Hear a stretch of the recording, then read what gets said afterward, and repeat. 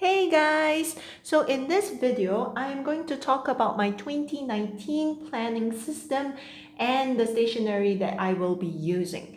The links to the products that I use will be in the description box below. None of these links are affiliated links. So let's get started.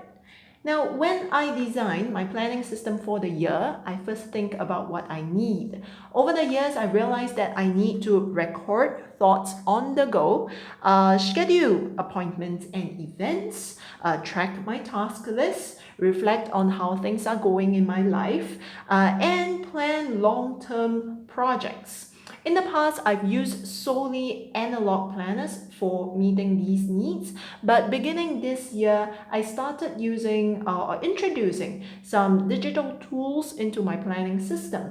So in line with that, I've decided to use a mix of digital and analog tools for 2019.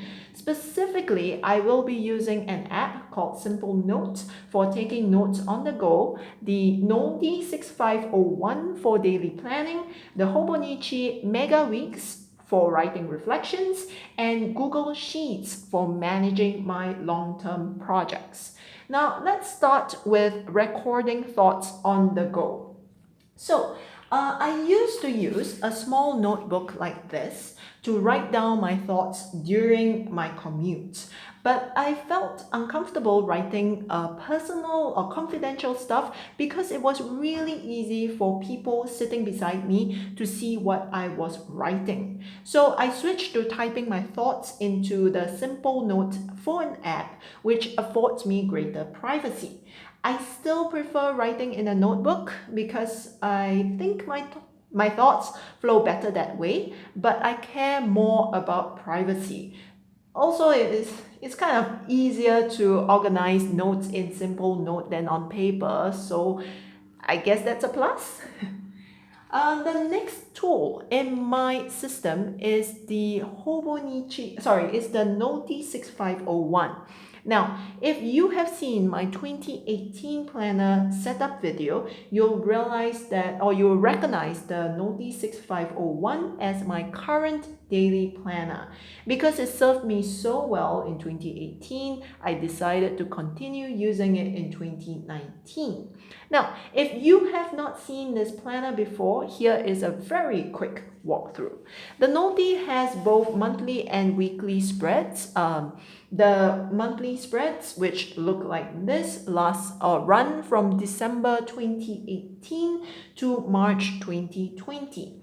The weekly spreads, which look like this, they run from first week of December 2018 to the last week of December 2019. And there are 32 blank grid pages at the end of the planner. Now, the monthly spreads are where I write my appointments and events. I also write down things I need to keep in view for the month in the left column of these spreads. The weekly spreads are where the daily planning happens. So at the beginning of each week, I write down the master task list, so the weekly master task list in the leftmost column of the spread. I also have a waiting on list to make sure that I follow up with people from whom I need a response. At the beginning of each day, I pull out the tasks I need to do from my master task list into my daily task list. Then I schedule my day based on the tasks and any appointments or events that I have for that day. Now, the extra grid pages are where I write things down for quick reference, such as my bank account numbers, my wish list, and my someday maybe list that I review every quarter. Although the Noti 6501 is not as versatile as my other favorite planner, the Hobonichi Cousin, the main draw of the Noti is that it requires zero setup time. I've noticed that even a tiny amount of setup time increases my resistance to using my planners. And if I don't use my planners, my life becomes very chaotic very quickly. Because the design of the Noti weekly spreads fits my needs perfectly, I experience close to zero resistance when I'm using the Noti. To be honest, if I can only choose one tool, without a doubt, it would be Noti. I just love it that much. Now, the third tool in my system is the Hobonichi Mega Weeks Black Sneakers. If you don't know what the Mega Weeks looks like, so here's going to be a quick walkthrough. Like the Noti, the Mega Weeks has monthly and weekly spreads. The monthly spreads, which look like this, are from December 2018 to March 2020. The weekly spreads, which look like this, are from the first week of December 2018 to the last week of December 2019. And the amazing thing about the Hobonichi Mega Weeks is that there are 213 grid pages, so blank grid pages at the end of the planner. Now, I will be using the weekly spreads, that is this, for my teaching journal. So basically, it is where I will reflect on my teaching, brainstorm potential classroom activities, or record issues that I want to follow up on. The extra grid pages at the end will be for my reflection. So on my life, on my character development, on skills development, personal development, you get the idea. So this is what is going to be used for. Now, the last tool in my planning system is Google Sheets, which I use to manage my long-term projects. This year, I tried to use the Hobonichi Cousins weekly spread for my long-term projects. I had intended to update my projects task list every week. So you see, I have the projects written for each column, and all the tasks associated with that project are written in each column.